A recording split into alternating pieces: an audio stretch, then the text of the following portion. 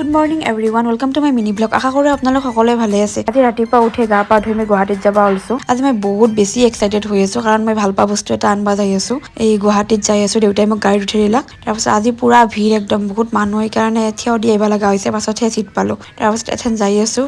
তাৰপাছত ফাইনেলি মই আহি পালোঁ। তাৰপাছত দাদাজন আহিল, দোকান খুলিল। পুৰা এক্সাইটেড হৈ আছোঁ লগ পাবৰ কাৰণে টুকলুক। ফাইনেলি মই লগ পালোঁ। বহুত বছৰৰ পৰা ইচ্ছা আছিল চিজু এটা লোৱা। ফাইনেলি আজি মই ল'লোঁ চিজুটো। তাৰ মাত্ৰ 39 ডেজ, বহুত টিকলো মান। তাৰপিছত দাদাই চাৰ্টিফিকেট দিলাক। তেনাৰ ঘৰ আহি পালোঁ। দেউতাখন আনবা গৈছিল মাতিবলৈ গাড়ী নোহোৱাৰ কাৰণে। তাৰপাছত ঘৰ আহি পালোঁ। সি বহুত বেছি সৰু, ইমান সৰু বুলি ভাবাই নাছিলোঁ মই। তাৰপাছত সি ঘৰত আহি কিনে আমাৰ ঘৰৰ সৰুকেইটাৰ লগত খেলবা ধৰিছে। তাহাৰো বিৰাট ফূৰ্তি তাক পাই কিনে।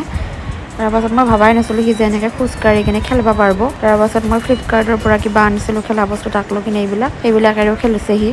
তাৰপাছত তাক চেৰেলেক খাব দিলোঁ, এথেন ঘুমাব খাই কিনে।